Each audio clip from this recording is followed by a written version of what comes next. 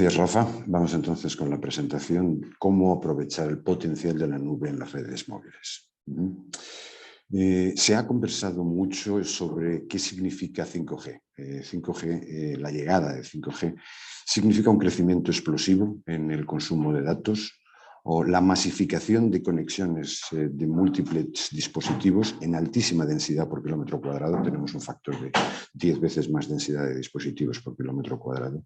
Y la aparición de nuevos servicios y aplicaciones. Y ahí es donde está la clave de lo que vamos a conversar en parte, porque hay muchas que aún no están definidas.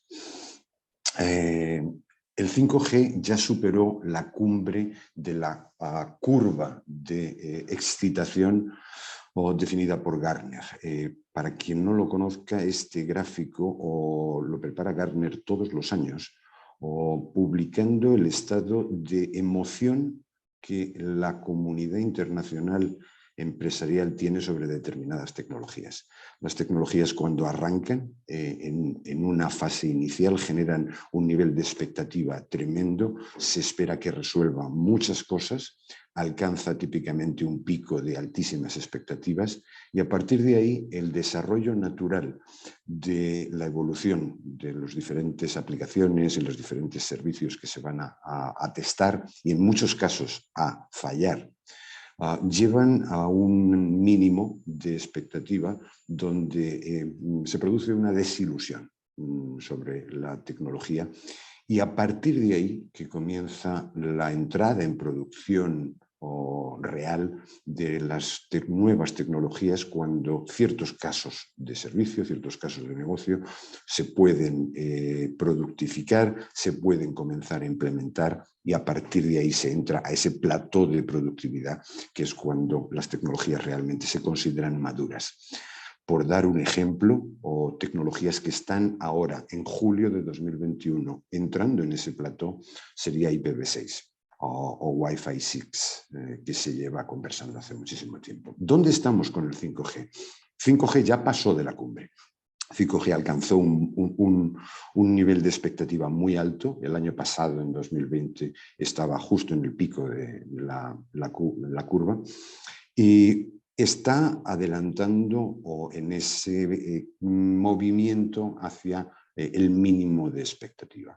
El recorrido todavía está incierto, habrá muchas pruebas de nuevos servicios, habrá ciertos servicios que fallen, ciertos servicios que realmente cumplan la expectativa y llegaremos a la productificación de 5G. Si veis el código de colores, en los próximos 2 a 5 años, se espera que 5G llegue a esa curva del plató de productividad. Entonces, ese es el estado en el que estamos con el desarrollo de 5G hoy. ¿Cuál es el objetivo que 5G tiene? Una experiencia que sea inmersiva, contextual y bajo demanda. A día de hoy, lo que 5G tiene ya materializado es la ultravelocidad, la alta velocidad que se puede obtener con el nuevo estándar radio de 5G. Las otras dos áreas de expectativa importantes, que es la masificación de la conectividad de dispositivos, el Massive Machine Type Communication, y las comunicaciones con bajísima latencia, son aplicaciones y servicios que están ahora mismo en proceso de pruebas. Estamos haciendo en la industria ensayos sobre en realidad aumentada, realidad virtual. Estamos haciendo ensayos sobre automóviles autónomos. Estamos haciendo ensayos sobre sensores para ser aplicados en manufactura, en agricultura, en el negocio, en agronegocio. Algunos de esos experimentos, algunos de esos proyectos tendrán éxito y llegarán a la madurez. ¿En qué se basa la innovación que habilita 5G? Básicamente en el network slicing como arquitectura básica que satisface las diferentes necesidades de verticales diferentes. Las necesidades que van a tener el mundo empresarial, el mundo de manufactura, el mundo de autos conectados o autos autónomos, cada una de esas necesidades son diferentes y el network slicing lo que permite es construir una arquitectura de servicio dentro de una red física diferente para cada una de esas aplicaciones y poder llevar a despliegues específicos para el mundo de automoción, para la telemedicina, para la logística, manufactura, para las empresas, etcétera, etcétera. La red 5G debe ser flexible y ágil para satisfacer estas necesidades de forma diferente en diferentes verticales. ¿Cuál es la filosofía que se va a implementar? Es una arquitectura que tiene que estar construida en capas, distribuida desde el core de red hasta el borde de la red, a niveles de data center central, data center regional y borde, implementando network slices para diferentes calidades de servicio en cada una de las diferentes aplicaciones y basado en el concepto de microservicios transaccionales. Ahora entraremos sobre ese detalle en particular. La cloudificación que trae 5G va más allá de lo que hoy conocemos como virtualización. En los despliegues tradicionales de redes de telecomunicaciones, las funciones de red se implementaban en hardware dedicada o en hardware propietario o típicamente centralizado en data centers. La virtualización significó la construcción de máquinas virtuales en la nube, máquinas virtuales que tienen toda su propia entidad propia dentro de la configuración y se despliegan de forma virtual en la nube. 5G nos trae la cloudificación, donde las funciones de red van a quedar nativas en la nube y se instancian de forma mucho más ágil. Y ese es un diferencial que tiene impacto sustancial en la operación. Por resumir lo que hemos visto hasta aquí, la nube telco 5G va a estar hospedada en la nube necesariamente, tiene que operar de forma autónoma, va a tener la posibilidad de se autogestionar, distribuida geográficamente e implementando servicios transaccionales. Vamos a ver un poco más en detalle lo que hablábamos de esa cloudificación. En arquitecturas tradicionales en nube, las máquinas virtuales implementan la función de red directamente sobre el propio sistema operacional de la máquina virtual que contiene sus propias librerías de ejecución. Y todas esas máquinas virtuales orquestadas por un hypervisor, que es el que hace toda la virtualización de la infraestructura, sobre máquinas, obviamente sobre máquinas físicas. La transición al concepto de contenedor nos permite orquestar esos contenedores que son muchísimo más leves que las máquinas virtuales tradicionales, por el hecho de que no contienen el sistema operativo. El sistema operativo queda fuera de los contenedores. El sistema operativo queda en el container engine, en el motor de gestión de orquestación de los contenedores. Y los contenedores son mucho más leves, mucho más rápidos de instanciar, se pueden configurar e iniciar mucho más ágilmente. Eso nos permite adaptar la capacidad alocada en un determinado momento en la red de forma totalmente dinámica y autónoma, con procesos que instancian nuevos contenedores cuando la demanda de tráfico aumenta y retiran ciertos contenedores cuando esa demanda de tráfico cae. Es mucho más leve, es una arquitectura con mucho mejor aprovechamiento de los recursos. ¿Qué es lo que esto nos va a traer desde el punto de vista operacional? El primer punto es una reducción en los costos de propiedad de esa infraestructura, en este caso cloudificada en la nube, un time to market de nuevos servicios más rápido y nuevas metodologías de implementación y desarrollo, o que se conocen como DevOps. Veamos primero el ahorro en el costo total de propiedad, que posiblemente es el más obvio a todos los que trabajamos en entornos de nube. La implementación sobre máquinas físicas tradicional se hace de forma discreta, se va ampliando la demanda conforme se prevé que va a necesitarse esa mayor infraestructura, mientras que cuando tenemos la infraestructura virtualizada claudificada con contenedores en la nube, lo que conseguimos es que la alocación de costos de infraestructura sea directamente paralela a la evolución del tráfico. Y eso nos va a permitir obtener ahorros de costes de capital superiores al 20% y ahorros de costo operacional superiores a un 60%. Son muy importantes. Ejemplos de estos ahorros: la flexibilidad en la alocación, en la compra o el provisionamiento de infraestructura. No es necesario tener consideraciones de repuestos, puesto que está todo en la nube. Los procesos automáticos de instanciación, que comentábamos anteriormente, de nuevos componentes. Reducciones de costo y espacio en los data centers, puesto que los gestiona un tercero. No vamos a estar operando con capacidad ociosa, vamos a ir alocando la capacidad cuando la necesitemos. Nos olvidamos de costos de energía, nos olvidamos sustancialmente de costos laborales, de riesgos de seguridad.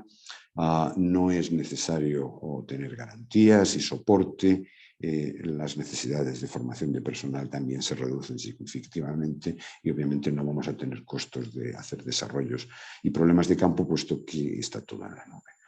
Este sería un ejemplo o varios ejemplos de esta reducción. Reducción del time to market. Es importante también considerarlo que cuando se hace la instanciación de máquinas virtuales, incluso en máquinas virtuales, no estoy hablando de máquinas físicas, el proceso de desarrollo de un nuevo servicio normalmente es mucho más demorado. Comienza por el análisis de requisitos y dimensionamientos del tráfico, la adquisición del hardware correspondiente, que va a ser virtualizado típicamente en un cloud privado, o la instalación del hardware, la configuración de esos entornos de virtualización, o el software. Ahí ya se instalan las funciones de red, se verifica, se acepta y se lanza en pequeña escala ese nuevo servicio. Típicamente el time to market tradicional va en periodos de meses incluso hasta un año para un nuevo servicio. La introducción del concepto de contenedores y la ruta en la nube nos puede permitir hacer la implementación de nuevos servicios en periodos dramáticamente más cortos, entre días y máximo meses, porque vamos a hacer directamente la asignación de recursos en la red, el aprovisionamiento de esas funciones en la red y las pruebas y verificación. No tenemos ningún otro más condicionamiento. Y desde el punto de vista del desarrollo, es importante entender lo que el concepto de integración continua y desarrollo y entrega continua nos permite traer. La tecnología hoy permite hacer releases de forma continua, donde este gráfico infinito que tenemos aquí representado básicamente nos lleva sobre las fases de planeación, codificación, construcción del código, prueba, release de la nueva funcionalidad, despliegue operacional y la monitorización de una forma continua, donde los equipos de desarrollo hacen releases de forma continua.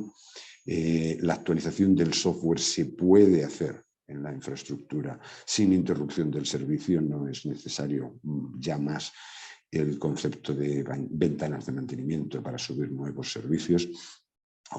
La propia tecnología permite implementar modelos de autorreparación y supervisión proactiva de esos microservicios y obviamente podemos alcanzar tiempos de respuesta muy bajos. Como resumen de lo que hemos visto hasta ahora, el servicio de comunicación robusto, eficiente, escalable, ágil y con muy bajo TCO. Va a estar basado, como hemos visto, en dos pilares fundamentales. De un lado, el pilar de arquitectura, con la implementación de una arquitectura basada en servicios, con un diseño transaccional y con la implementación de microservicios transaccionales. Y de otro lado, la metodología que se va a implementar en el despliegue de esas funciones de red, utilizando el concepto de DevOps o la orquestación y la automatización. ¿Qué nos va a permitir? Nos va a permitir ampliar el ecosistema de redes móviles 5G. Y eso va a ser muy importante para ciertos jugadores del mercado. Os podéis dar cuenta aquí que estoy enfocando a las redes privadas móviles, a los nuevos operadores de IoT, a las operadoras móviles virtuales, a los nuevos negocios de acceso fijo inalámbrico. Es importante considerarlo porque son nuevos negocios. Los operadores tradicionales, los incumbentes en el mercado, cuando desplieguen sus redes 5G, se van a enfrentar a un dilema operacional en el sentido de tener dos arquitecturas operacionales de red. La arquitectura tradicional de 2, 3, 4G, que puede estar desplegada sobre infraestructura discreta o sobre virtualización, sobre máquinas virtuales, frente a la arquitectura operacional que trae la red 5G, que va a estar implementada sobre contenedores. Y eso no va a dar una buena eficiencia operacional, puesto que tendrán procesos operacionales paralelos o en algunos casos incluso duplicados. Los nuevos players, los nuevos jugadores en la industria, obviamente parten de cero, no tienen en muchos casos ningún legado y pueden aprovechar la unicidad de un único modelo operacional sobre red 5G basado en la containerización. Nosotros desde JSC Ingenium ya hemos dado ese paso, hemos migrado todo nuestro portfolio de generaciones anteriores, 2, 3, 4G, para la arquitectura de contenedores, la arquitectura de cloudificación que 5G trae. De manera que podemos implementar tanto redes legadas como redes nuevas 5G, utilizando la misma arquitectura y un único proceso operacional. Para los jugadores que ven en el mercado o van a tener condicionamiento de encontrar espectro, o sea espectro licenciado o espectro no licenciado, hay múltiples alternativas, bien con espectro primario directamente asignado por los reguladores en cada uno de los países, espectro o licenciado secundario, en el cual se obtiene de alguien que ya lo tiene, se sublicencia de alguien que ya lo tiene, o operando en bandas de espectro no licenciado. Vamos a tener menos costes de red, vamos a tener un desempeño de red muy mejorado y eso nos va a permitir llevar adelante casos de usos adicionales, esos nuevos servicios que comentábamos inicialmente que van a tener que ser probados o traer nuevos casos de uso para el mercado o que nos va a generar aumentos en la demanda y obviamente ingresos adicionales. Desde JSC Ingenium, nosotros, como adelantaba anteriormente, ya tenemos nuestra oferta de productos y tecnologías preparada para 5G. Hemos migrado también para una única arquitectura todos nuestros componentes de generaciones anteriores y estamos dispuestos para cumplir este reto que 5G nos trae a toda nuestra industria. Con esto yo termino la presentación, dejo aquí nuestros datos de contacto y invito a la audiencia a responder las preguntas que sean necesarias.